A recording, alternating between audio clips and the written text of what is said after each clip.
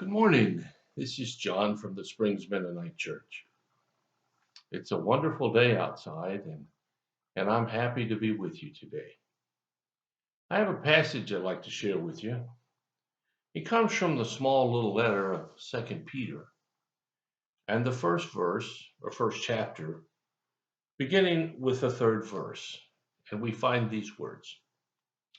By his divine power, God has given us everything we need for living a godly life. We have received all of this by coming to know him, the one who called us to himself by means of his marvelous glory and excellence. And because of his glory and excellence, he has given us great and precious promises. Well, this is an interesting passage. It certainly is a practical one in that it speaks of everyday life. It's not something that you can kind of turn around. It says here, and I'll go back again and look at it. By his divine power, God has given us everything we need for living a godly life. By his power, not by ours, not by our deeds, not because we're so wonderful. By his own power, he has given us everything we need. Everything. Now, maybe you are thinking, I don't really have everything I need. Well, I guess it depends on what the word need means. For some people, need is pretty needy. I mean, they need a lot. And others, well, they don't seem to need so much. But the point is here that God has given you and me everything that we need to live a godly life, a life that reflects his goodness and grace. Now, we may not do that, but it's not because we can't. See, a lot of people think that they're just unable to do what God wants them to do. They don't have the gifts and the skills and the graces, but yet that's not what it says here. It says he's given us everything that we need. Now, how do we get these things? We have received all of this by coming to know him, the one who called us to himself. You see, God calls everybody. Everybody doesn't respond, at least positively, but he calls everybody. He wants everybody to be a part of his relationship. There's no one that he doesn't want because they're too bad or they're too useless or they're from so and so or whatever.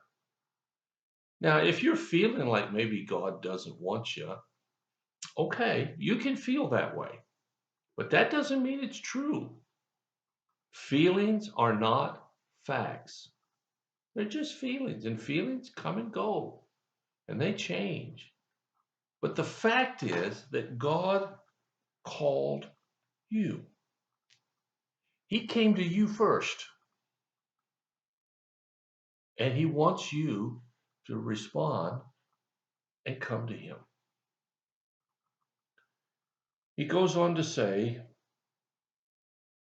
that because of his marvelous glory and excellence, he has given us great and precious promises. Now, I don't know how many promises there are in the Bible. I've never counted them. I don't know that I've ever read of anyone who did. But I know this, they are a lot, a whole lot. And they have to do with various things like providing us with food and drink so our physical hunger can be taken care of. He provides us with clothing to wear so we're not left out in the cold. He provides us, emotional help when we're struggling. He's promised to never leave us, never forsake us. Doesn't matter what happens, he's not going anywhere. Now, you and I might go somewhere, away from him at least, but he's not going anywhere. And he makes that promise. And it says, because of his excellence and his greatness, he's made us incredible promises. Now, what this passage is trying to do is encourage us, you and me and everybody else, encourage us to live the way God wants us to live. All the time, in every situation.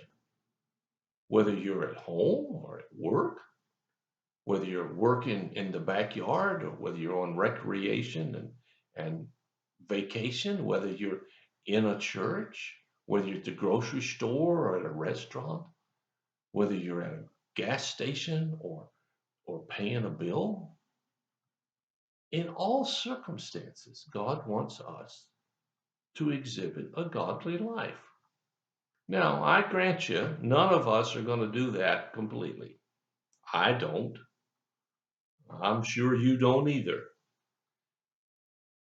But, but he wants us to. And as we get closer to him, as we do what he says here, that uh, that he has come to us and we respond by coming to him. As we give our lives more and more and more to God, he shows us more and more and more how to live. Now, okay, so you don't know everything. Who does? There are a lot of things in the Bible that I don't understand, and I've been reading this book for a long time. There are things that someone will ask me, well, how can it say this? And my answer is, I don't know. I haven't thought about it before.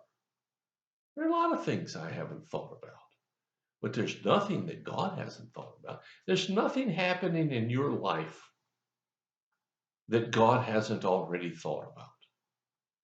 And what he wants is, regardless of what that is, for you to draw closer to him so he can show you how close he wants to be with you. You see, a lot of people think God is some rule maker who's looking for a chance to beat you over the head and say, aha, I got you. But that's not who he is. A little bit of compassion is an amazing thing. And God is a God of compassion. He puts up with us. Now, that's better than some people do. You know, my wife puts up with my quirky things, but that doesn't mean anybody else would. Why does she do that? Because she loves me. And I do the same with her. And you know what? Because I love her. And God does the same with you and me. He puts up with our mistakes and our failures. But at the same time, he doesn't leave us alone. He has provided everything we need according to this passage. So I hope that you understand that, and I hope you are living that. And if you're not, well, maybe you will do a better job tomorrow. Thanks so much for listening. I really appreciate you taking the time. If you have a need or you have a concern, please let us know. We'll do everything we can as fast as we can to help meet your need. So until tomorrow, God bless you. I'll talk to you again.